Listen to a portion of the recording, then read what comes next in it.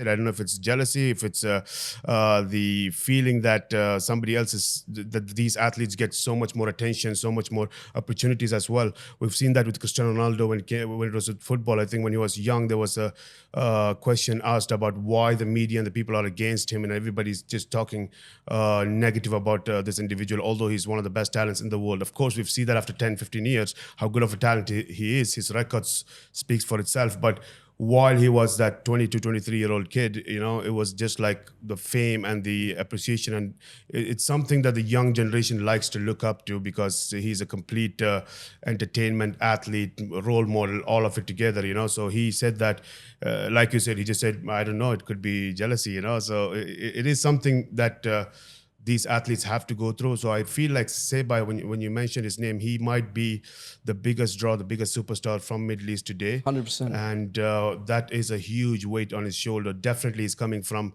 he is the first Olympian to compete in Brave Combat Federation. He is an Olympian himself. So there's no question about his talent, his hard work, his commitment, and his mentality. There's no question about it. When you become an Olympian in wrestling, it's different. Ramzan is one of those guys that even though he's won 7 gold medals, pound for pound number 1 in the world, there's nobody who's achieved the achievement that he had in amateur. And I don't think it's going to take a while before anybody can even break his records in amateur, if ever. But even then, you would see him go to his next fight and see a different animal. He's always improving, always improving. So I think that going into the pro level for him and understanding that in his first fight, I think what we're going to see in the next 5 fights in Ramzan Gichinov is something that's going to be. Today, he is the biggest draw in mixed martial. There's not going to be a talent today that you're going to look and say that that's a bigger talent in Ramzan. I can guarantee you that there's nobody else you can look and say that that's the biggest talent that's for the future of MMA. Nobody beats Ramzan Gichinov in that.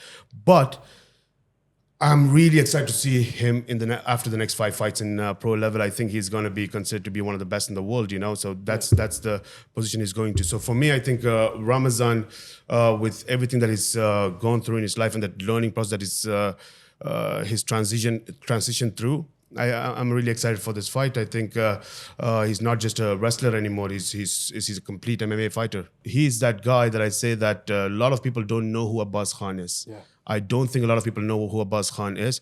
For me today, Abbas Khan is hands down, no competition, the biggest fighter to come out of Pakistan. There's no other competition for him. I mean, and when I say that, I'm not just talking about the skills here, I'm just not talking about how good he is as a fighter or his mentality or his heart as a fighter. I think it might be a challenge. I don't know if it's a challenge. It's a good thing that to come out of the amateur ranks, but also one of the things that they face is when you come out of the amateur ranks, you're fighting 20 fights, but nobody knows you because you're not fighting in the biggest promotions in the world, So you're losing that time of getting promoted while there's a lot of good things to take from it.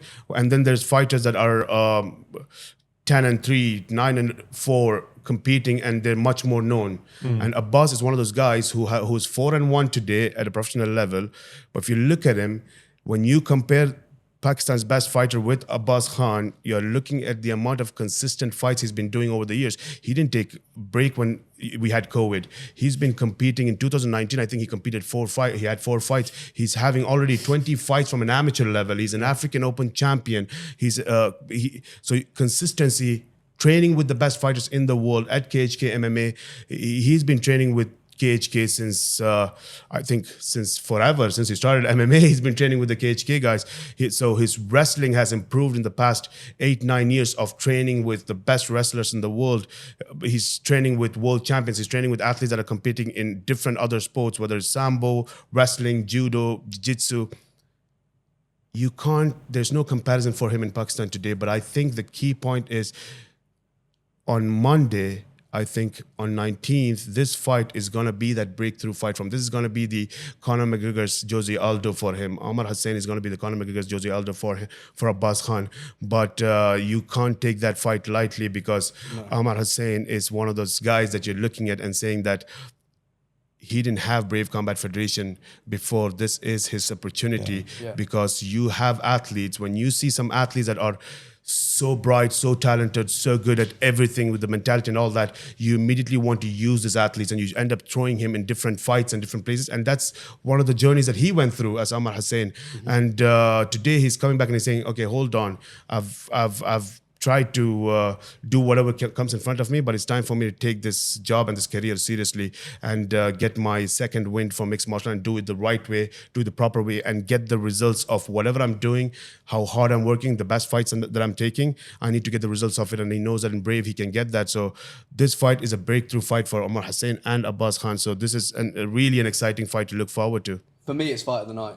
It's my prediction for fight of the night. We had this conversation off air earlier, and Kirik asked me, what's your fight? No brainer, straight away, this one. In Brave today, we're seeing two of the fighters, I mean three, let's say, but specifically Ito. When we look at him, and we keep calling him Ito, Abdullah Yaqub.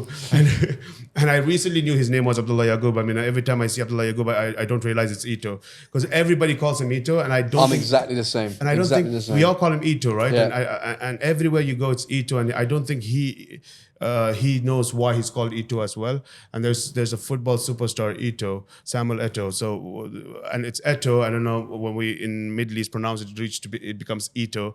And then he became an Ito because he's a little bit of a lookalike of Samuel Eto'o. So he's one of those guys, a prime example of when he came into MMA, his mentality was, I just want to come and train. His friend called him into a gym and said, let's go do some training. He's like, what training? Is it weightlifting? What is it? He's like, no, there's a gym, my friend's gym. Let's go, see what they have. And he goes and he joins the gym. And it's funny how his teammates keep saying till today that since that day, he's been on this roller coaster ride that he has no idea what's going on, but he's been training, competing, and he's here today with all the pressure that he's having. And he's like, I don't know, what am I doing? I don't know, why am I doing all this? You know, why am I competing? Why is this media day happening? Why is this pictures being taken?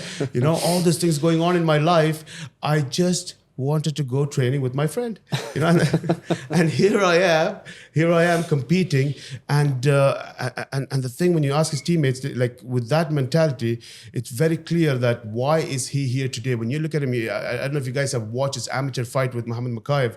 It was one of the closest fights we've seen, and he's even Makayev himself said that it could have gone either ways, right? Yeah. We've seen that in Rolando Diaz as well, who has become that figure for Philippines, and took fights, never said no to any fights. Whatever came in front of him, he went in, took the challenge. How many short notice fights he took, I'm sure that Sam can really vouch for Rolando D when it comes to short notice fights. And that's the same situation with his students as well. They have the same mentality when they take the short notice fights. But today we're seeing that development come in, and you're seeing in this fight card where we are having Ito and the students of Rolando D coming in, although there's a great war of words between the two camps going on, which is really with multiple camps. Yeah, with multiple camps, right? Both of the fighters. And those are the fights I'm really excited about. I mean, that fights have a lot of stories, but the attention is all on the war of words is going on. I don't know where I've seen Ahmed Amir come in between and get a little pissed off, and I think Rolando D called him out to come back from his retirement to fight Ahmed Amir.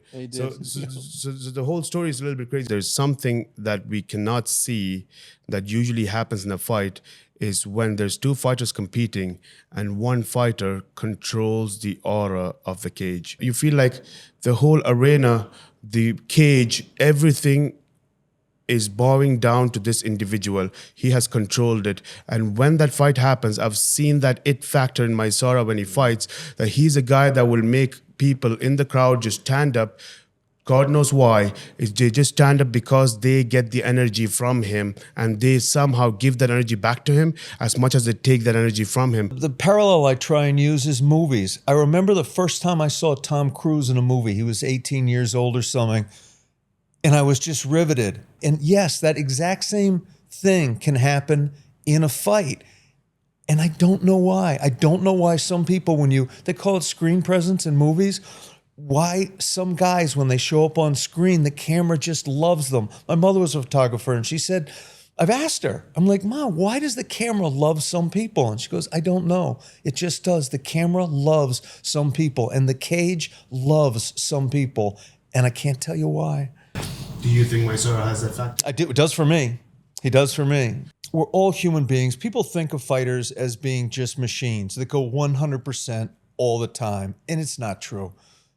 Fighters are human beings. We have a fighter on this card. I probably won't even mention the name. And he just disappeared from training for a few days. I have to address that the story of fighter missing is actually true. I think it's a no-brainer. It had to be Abdullah Yaqub, right? I mean, it had to be him. And yes, it was a strange situation for all of us, actually. Yeah. I mean, it usually never happens, and you're like, okay, and it makes you think, right? Like this could actually happen. Like you can have a fighter actually missing. You know, nobody knows where he is. It certainly made me nervous.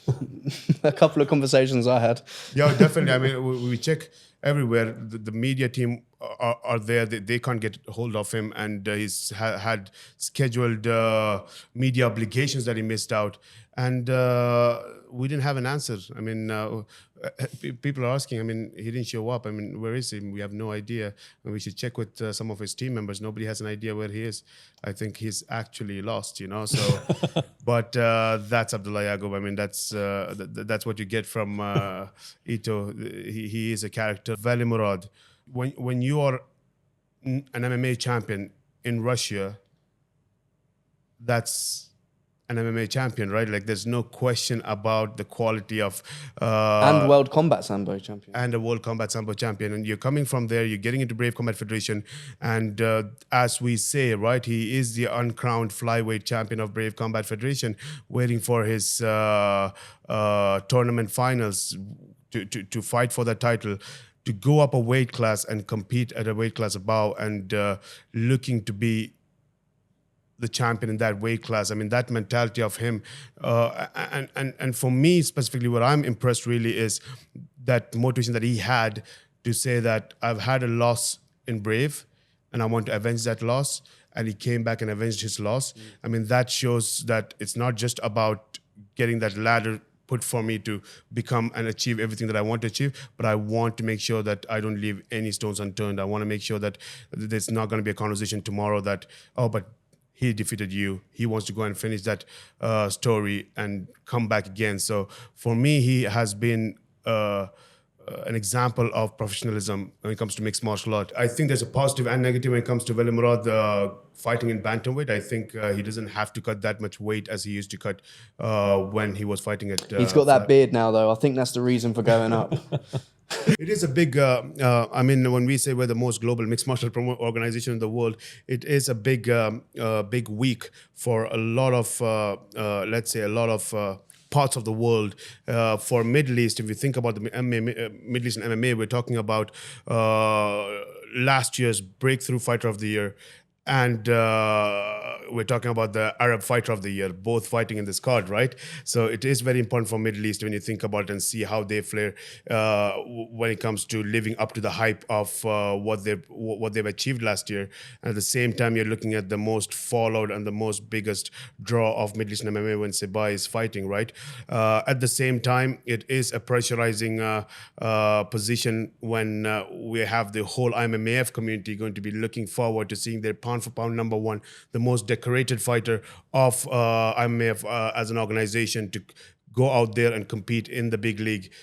So we're seeing all of that in this fight card. Great job, Abbas Khan. I mean, he's been a learner, you know. It's the day you stop learning is the day you start losing, you know. And I mean, that's the mentality he really has, you know. Abbas Khan, if you ask his training partners, he trains with Hamza Koiji and the team there. We know that from the past 8-9 years, you'll never hear one time anybody in the camp speaking about, I think Abbas is lazing, or he has missed a training session, or these days he's been training less. You know, not even that, you know.